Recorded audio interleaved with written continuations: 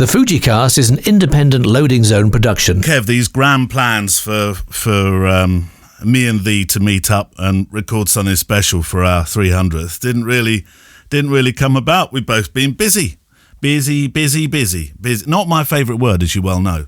It's a weaponised word, busy. People use it when they want to say I'm too important for you. Busy. But we have been a bit. Stuff going on, isn't there? A lot going on, yeah. It was Rose's 17th birthday yesterday. No way! 17! Yeah. Happy birthday, Rose. First driving lesson, 17. Can you believe it? Is that the first thing you did? You know, come on, in the car, let's go practice.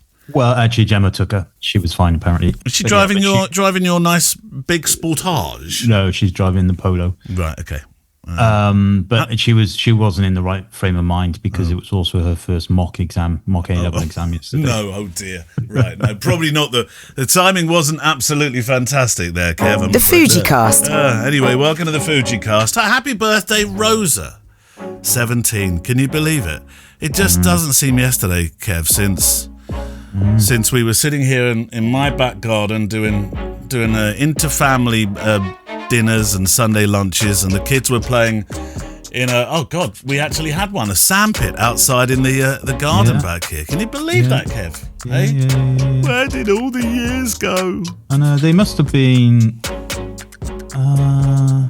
Albie must have been Albie was quite young when we first met. I was wondering whether he's even born. No, yes, he was, because I remember. Thomas. No, I tell you why. I remember one particular family dinner when Rosa pushed Albie off the slide at the top, and he went boof.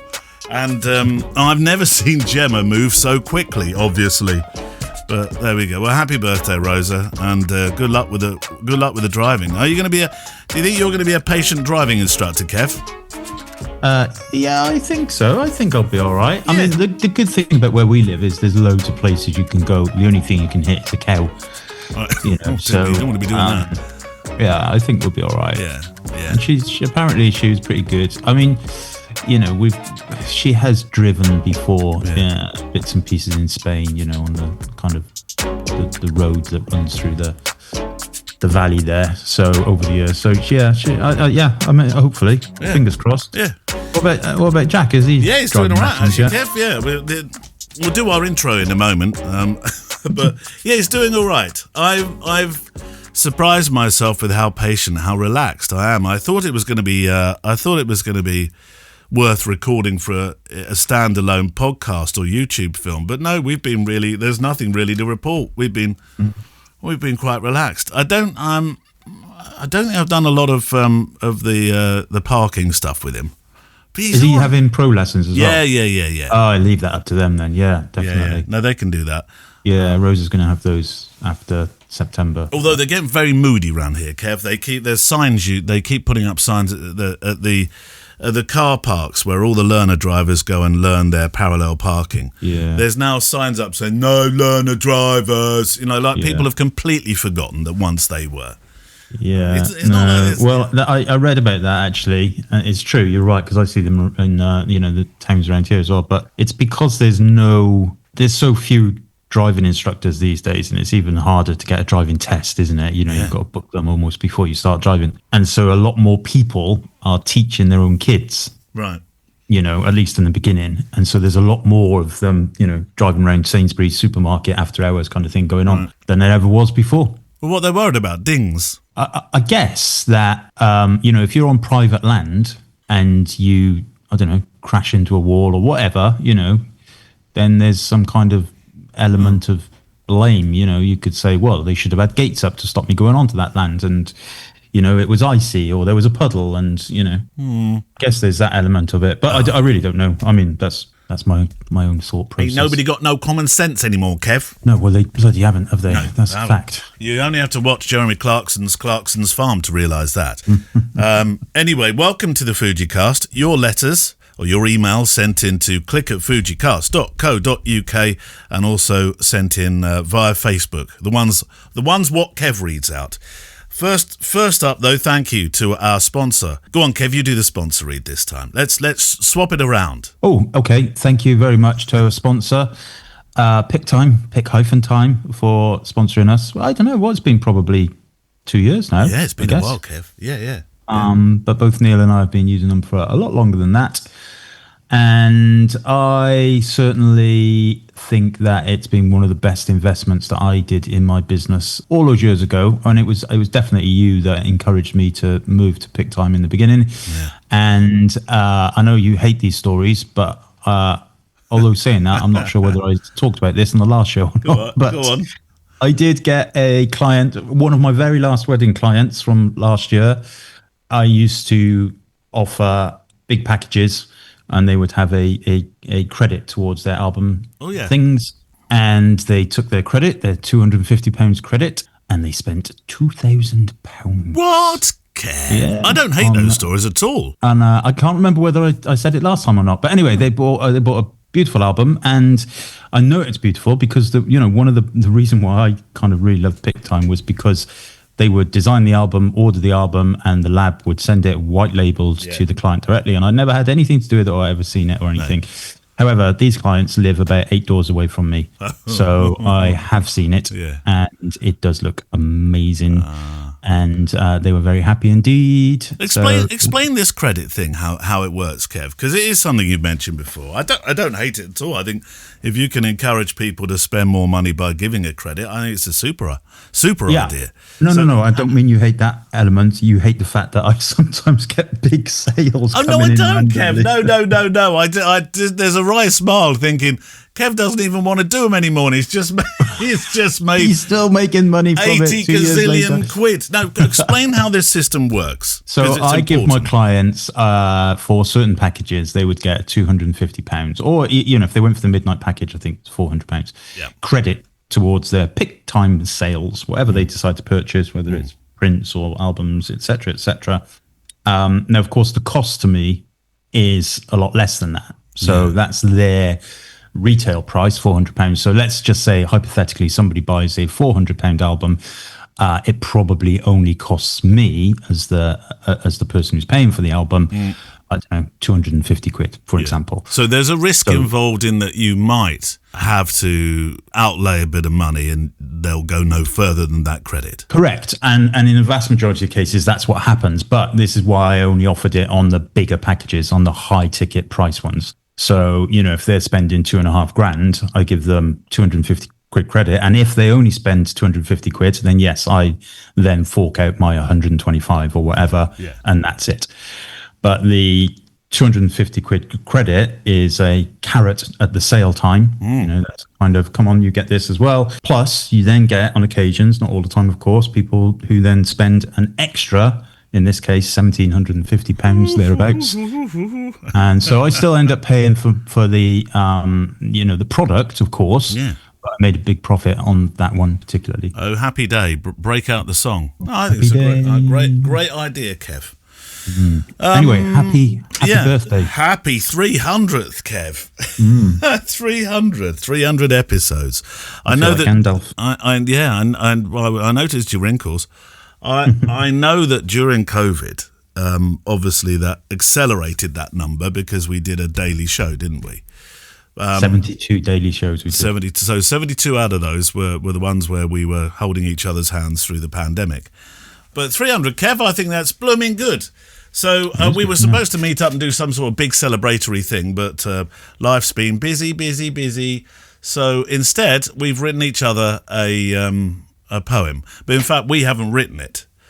We got ChatGPT to write it, but we put the same prompt in. So I think this is some sort of experiment to see if ChatGPT really does come up with different original material, or our poems are the same. Yeah, well, I'm hoping they're different. Otherwise, it kind of negates the whole point of ChatGPT, because it should be learning about us individually. But anyway, yes. Do you want to read yours first? Go on then. Well, we both typed in the same thing, didn't we? So we both typed in, write me a poem about my podcast, The Fujicast, which is celebrating its 300th show today. So this is what my friend Bob came up with. Said, sure thing, Kev, and congratulations on 300 episodes of The Fujicast. Yeah. Here's a celebratory poem in honor of the milestone. Oh, it did write something different with that then. 300 times around the lens. A poem for the Fujicast. Okay. 300 times the mics went live with stories told and frames that thrive, from weddings raw to streets unseen through Fujifilm's familiar sheen. The shutter clicked, the tales took flight, in morning chats or late at night, a gentle nudge, a candid laugh, the pulse of craft, the Fujicast. With Neil beside you, your trusted mate, you talked of life, of gear, of fate, of moments missed and moments nailed, of gigs gone wrong, of shots that sailed. You gave the mic to voices small, the pros, the hobbyists, they all gave all. A space to speak, to feel heard too. A family bought through X and Q. You kept it real, no fluff or spin, the wins, the woes, the places you've been. And somewhere in that podcast thread, a legacy of truth was spread. So here's to 300, well deserved, to every tale so deftly served. From one more fan and poet keen, thanks for the view behind the screen. Oh, there's a tear running all down my left leg. I'll read mine later to you, Kev. But it's completely different. It's entirely different. It's good, isn't it? Yeah, I think it's very nice. I'm going to write a #1 album. Mine wrote a bonus. I'll read my other one later, but do you want to hear the bonus? Yes. Kevin a flash. He moans at the menu, he swears at the light. Claims weddings are chaos and presets ain't right. But give him a Fuji, he'll quietly slay grumbling genius the Mullins way. I like that. Right. It learned about you because it wrote a longer poem about you, and it and it went into everything. It went into your firmware and all sorts of stuff.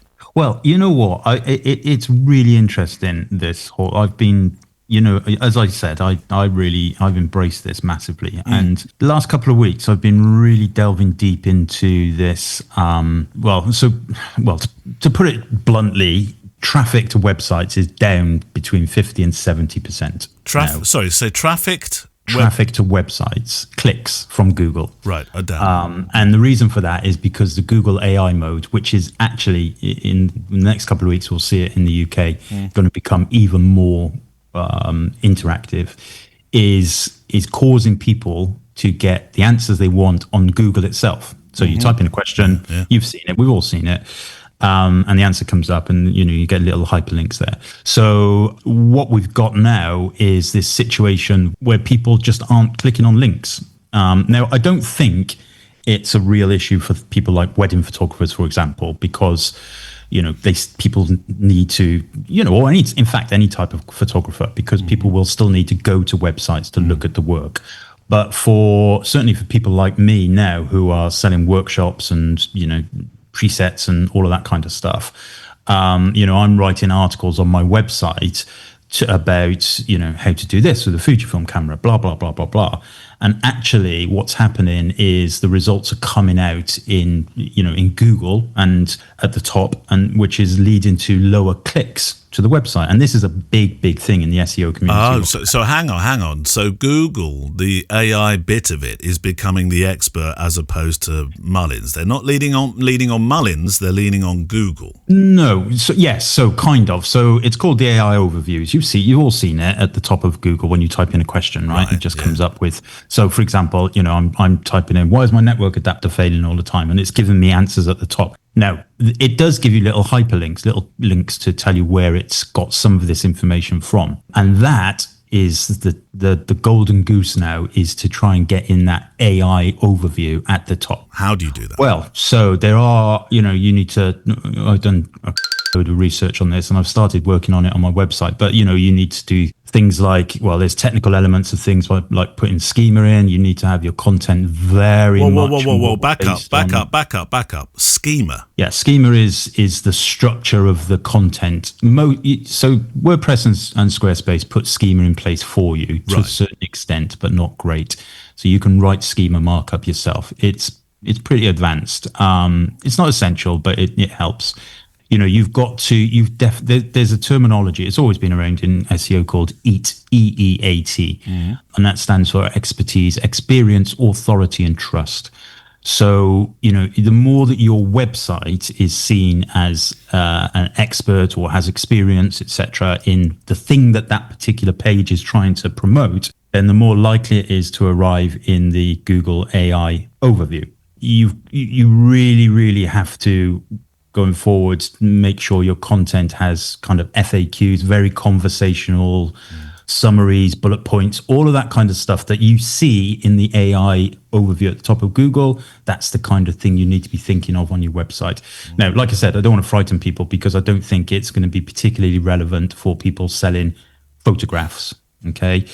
But certainly, if you're selling, or like as I am, and in fact you are for your workshops and stuff, or let's say, I don't know, I'm thinking about getting a new Android tablet, and I type in what's the best Android tablets 2025. It comes up with the list at the top rather than me necessarily clicking on the Tom's Guide or whatever, the review websites, which or whatever they are anymore. Okay. I'm more likely to click. In fact, I did click on one of the hyperlinks that appeared in the AI overview and the ones further down the page. So this is a fact. Traffic to websites from Google is currently down by 50%. Okay?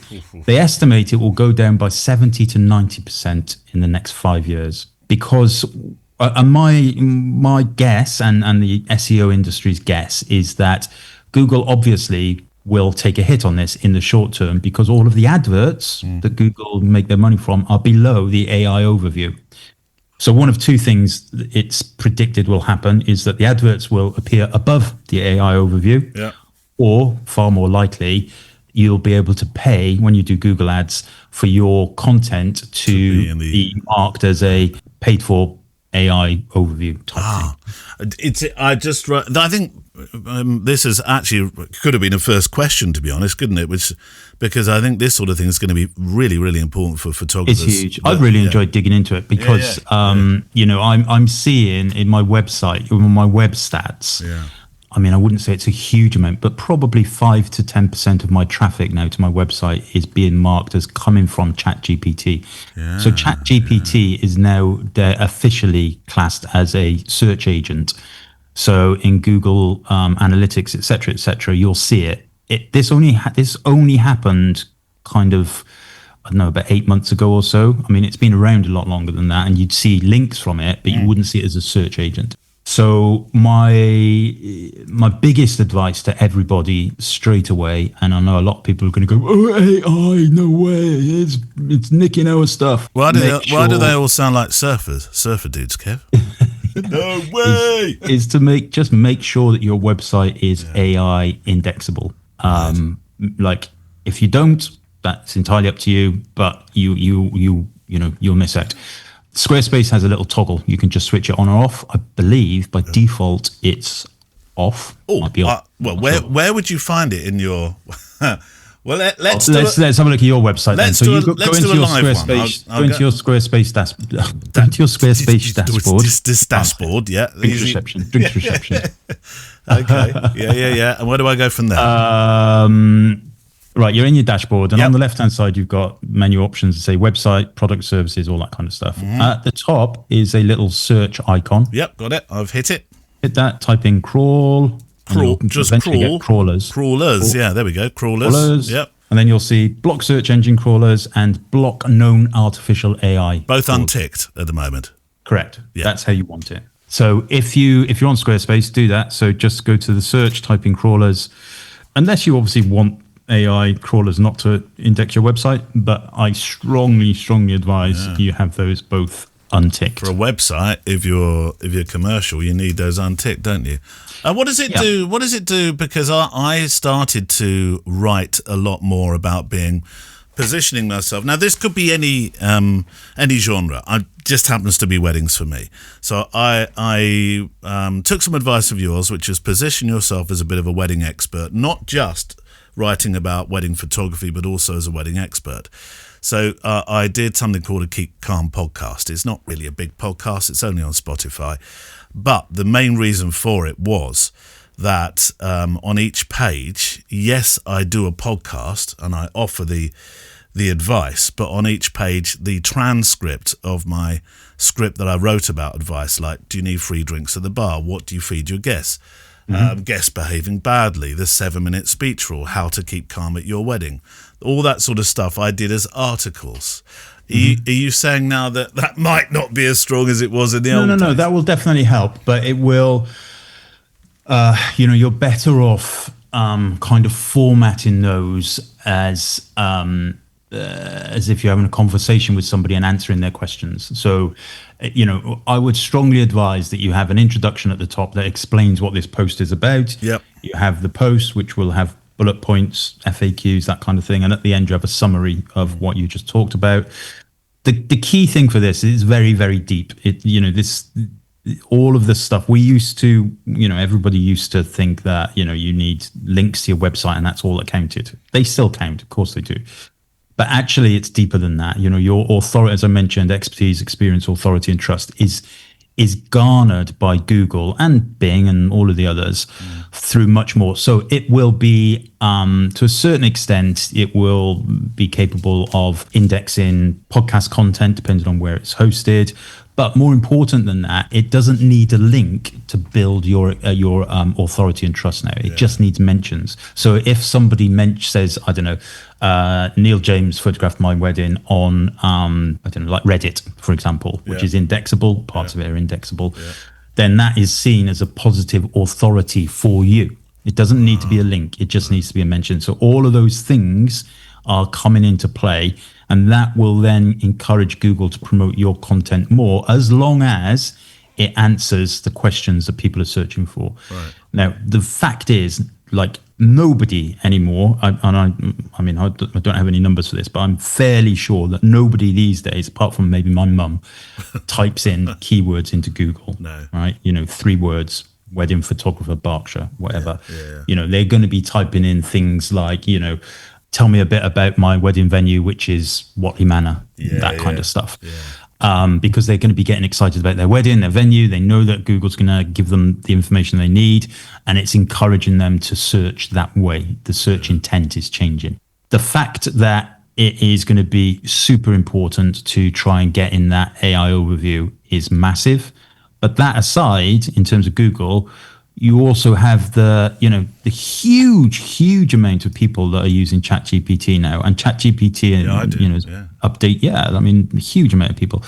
I really think Google's going to struggle in the future, but right now, so many people are using it, and over the ChatGPT is updated very, very often, but the engines, the models as they call them, are capable of searching. As I said, now that it's a search agent and returning results, lists, URLs, all of that kind of stuff. It couldn't do that originally when it was first launched. So if you typed into it now, I don't know, give me a list of hotels between Santander and Barcelona that are pet friendly, it will give you a list of them. I know, I've done that. And it will give you the URL. So people will click on the URLs within ChatGPT itself, bypassing Google completely. So, that's another target, if you like, ChatGPT, not including Google, but ChatGPT. So making sure that your website is indexable by that, keeping that EAT paradigm in mind. That's like the most important thing. Expertise, experience, authority, trust. Keep that in mind and build your content based on that. And, you will stand a better chance. I think, Kev, when I do the titling for the show, I'm going to use EAT. It's almost been a bit of an AI special, but it's very relevant for everybody that uses the internet. It's hugely relevant. Don't forget double E. EEAT. EEAT. Yes, I won't forget that bit. Shall we do some questions? We've only got... Don't forget your poem. The poem. I'll come back to that toward the end.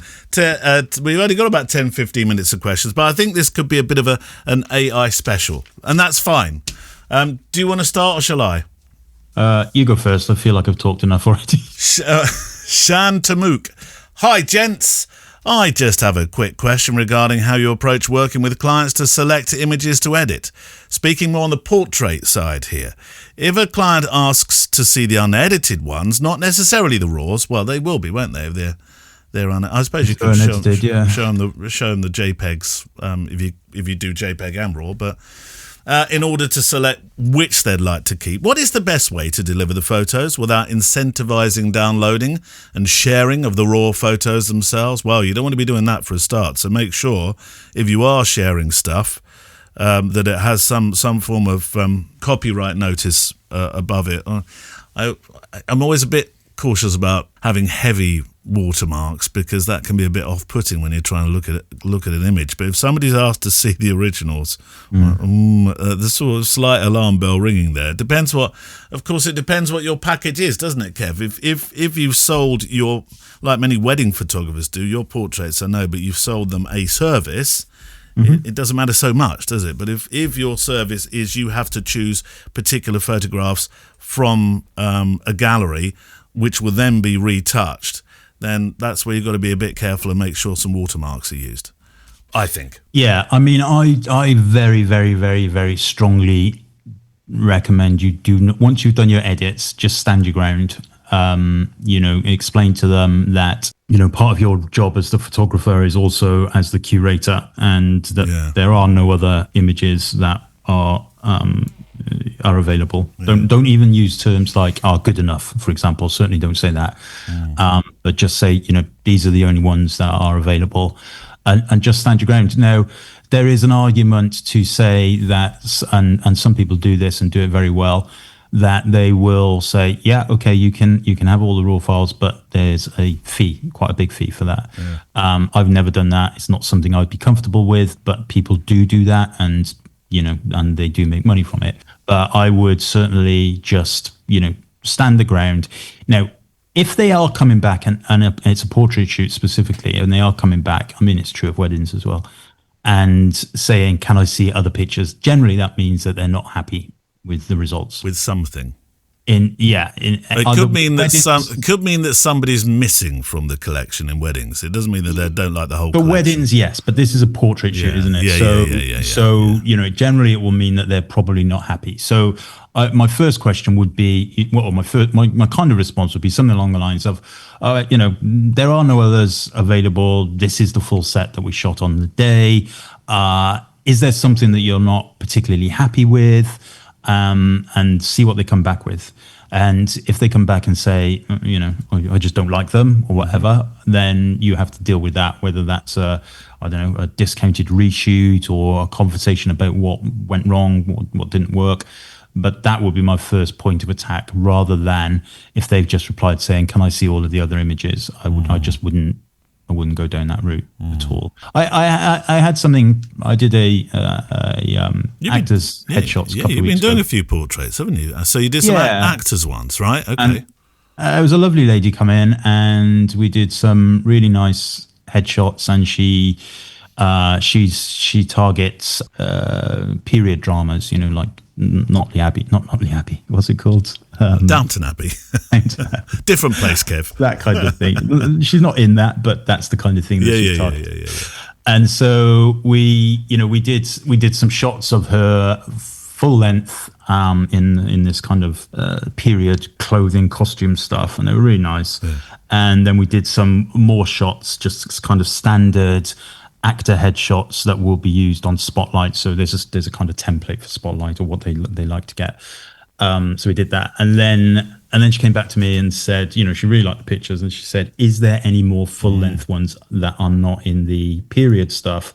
Because this particular agent, not Spotlight, but another agent that she mentioned, want to have a full length shot, including my feet, but not in the period stuff. And I just said, no, sorry, there isn't. That's not particularly normal. It would be for the period stuff, because obviously it's about the costume. And the fact is, there wasn't any. I wasn't hiding images from her. There wasn't any, and she's perfectly happy with that. She's like, no, I didn't think so. No problem. What you do, Kev, is you write on your website, Kevin Mullins Portraits. We don't do feet, and that will no feet allowed. No feet allowed. No photographs of feet, and you will solve the whole thing. I know I've done a question, but Thomas Hamill wrote in this is not a question, so I just thought I'd quickly zip this in. Kia ora, gents, from Thomas Hamill, yada, yada, yada. Finally got round to reading Kev's blog on the history of the Fujiverse. you've previously mentioned on the pod. All I wanted to say was a huge thanks. It's a great look at how the system is developed. Highly recommend it for all listeners and budding Fujistas. Nothing else, no questions. Done. Tom. That has turned out to be a bit of a monkey on my back, that post. Oh, why? So I wrote it. It was my take on the history of the X and GFX. Yeah, well, Tom liked it. Yes, no, it's not. I like it. I'm proud of it, I have to say. But of course, the XE5 has come out, which I have sat in front of me actually right now. And now I have to go back and revisit. The X half came out. I have to go back and add a bit about that, and I have to update the table. Like, oh no. Yeah. I just hope there's a bit of a break now between more camera launches. You wait, this is the time they'll bring out an X Pro 4 just to really mess you around. I hope they do. I don't mind editing it in that case. No. But yeah. Go so on the then. XE5, by the way, I do have, and the lovely 23mm pancake lens. Oh, you got the pancake. Ah. Yeah, and I'm definitely buying that lens. I think it's wonderful. It performs well, does it? Nice rendition. And the XE5 is it's one of the sexiest looking cameras that they've come out with. Right. I don't need an XE5, but you're gonna get one anyway because it's sexy. I might get one just to put on my sexy shelf. Oh dear. Oh, you really do need Gemma and you. You really do need to get out of Malmesbury more. Definitely. Right, go on, Facebook, your turn. Okay, Paul Sillard says, gas attack. Oh. Wondering if I should sell some of my XF primes and the beloved X100 VI and top up the kitty to buy a GFX 100 RF. I find the XF zooms to be very acceptable image-wise with just the sacrifice of aperture. Yeah. Currently have the 10 to 24mm Gen 2, 16 to 55mm Gen 2, 18 to 135mm, 70 to 300, 50 to 140, and 150 to 600mm. Yeah. I'm thinking that the range covered from 10 to 600mm is good. And I would sell all primes except the 60mm and 80mm macros, and perhaps the 56mm f1.2 Gen 2. Bloody hell, Paul. What does he own? Does he own a camera shop or something? My biggest question is letting go of the X100 VI with both converters. I love that camera. So my primary question is, would the GFX 100 RF fill the shoes of the X100 VI and some? Well, I've not used it, but I am going to answer on an emotional level here. If you love a camera, if it works for you and you're enjoying using it, as you clearly are, and you're passionate about it, don't be looking for grass to be greener on the other side. It may well be, but it invariably never is. And you think, oh, I wish I hadn't got rid of it. That's my emotional reply to that.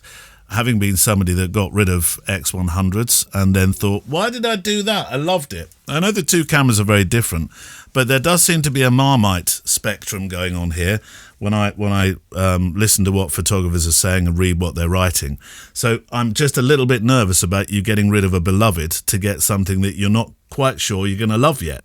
Yeah, I mean, yes, absolutely. I totally, wholeheartedly agree with that. And the easiest way to sum this up is the X100 the GFX 100 RF is bigger, although it's not huge, than the X100 VI. It's slower than the X100 that VI. It is, yeah. But in all other senses, it's better.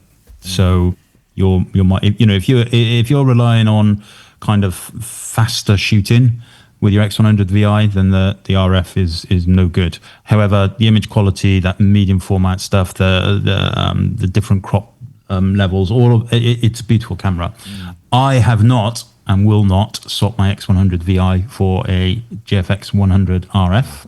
However, I have been tempted to swap in my GFX system, my GFX 100 system with some of my lenses for the GFX 100 RF. Yeah, but don't you use those for your portrait work? I do sometimes. Often I use the XT5. Okay. So I'm on the fence for that. It's not a decision I'll make anytime soon. But yeah, I mean, it's a pricey little thing. But I think it's wonderful as a camera. Yeah. See, what do you use the X100 VI for? My question. Well, by the sounds of it, everything. Well, the lenses, yeah. I mean, he's quite right to point out, as he says, it sells some lenses and the X100 VI to fund the GFX 100 RF. Yeah. So, yeah, you would have to get rid of some. And I would probably ditch the 18 to 135, keep the 10 to 24 and 70 to 300, ditch the 18 to 135, ditch the 50 to 140 and keep the 150 to 600. That keeps you covered from that wide to long range and gives you a little bit of collateral when you flog in those couple of lenses. And then put your credit card down. Put the credit card down. He sounds like he's dangerous with it. Go and speak to your partner first. No, don't do that, because they probably know nothing about this. If you don't have a partner, go and speak to your parents. And if your parents aren't accessible to you, just grab a random stranger off the street and say, should I do this? And they'll shout, don't do it. Or they might. Well, they might. Actually, no, they might have entirely... Do it. One life. Back to Surfer Dudes. One life. Do it. Actually, don't talk to your partner, Paul, if you've got one. That's the worst thing you can possibly do. I've got some very good-looking co-op carrier bags that are excellent for sneaking cameras into houses. Is that how you do it? You do know that you've told me this, that Gemma listens to this show. Should I edit that bit out? She listens every week. So you carry clandestinely home that you don't want to be spotted with in co-op bags. Yeah. It's not What's in that co-op bag, Kev? Oh, it's towards your Christmas present next year. Yeah. You can't see. Avocados. I don't know. I want the avocados I ate. David Swales. Hi, Neil. Hi, Kev. Good afternoon from sunny Northamptonshire. Well, as we record this, everywhere is sunny. God, boiling, isn't it? It is. With the release of the Fujifilm X-Half, it prompted me to email in to get your thoughts on a point of discussion. What are your thoughts on using film photography borders on digital images? Personally, I'm all for using plain black borders as a way of presenting images on social media. They work well for framing images nicely and allow you to be creative with layouts for an Instagram post. Fujifilm's Carl Hare, legend, does this really nicely in his landscape work, for example. When adding black borders to my own pictures, I actually use an app called Scroll,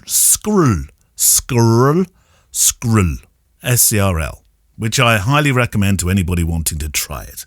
Film borders, however, I feel they could sometimes lead potential clients on, making them think that I'm using an analogue camera. Could lead to a bit of miscommunication perhaps later on down the line. I know the new X-Half adds film borders to images, but I think the target audience who will be buying the camera want this. Very clever of Fujifilm doing a launch with content creators too, as they are going to be the ones marketing the camera on social media. Thanks and speak soon, David Swales. I don't add borders. I don't know. A long time ago in a galaxy far, far away, Yeah. a certain Mr. Jeff Askoff used to have he did, didn't he? borders. Filmic-like borders. Yes, and I liked them actually. They looked good. Yeah.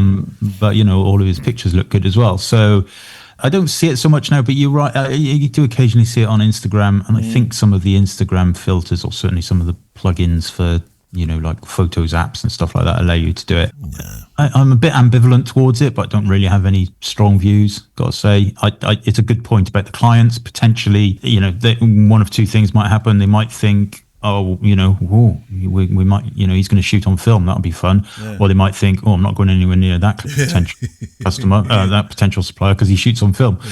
So, for commercial stuff, I definitely would give it a very wide berth, but I don't see anything wrong with it for a little bit of fun. Have you used Scroll at all?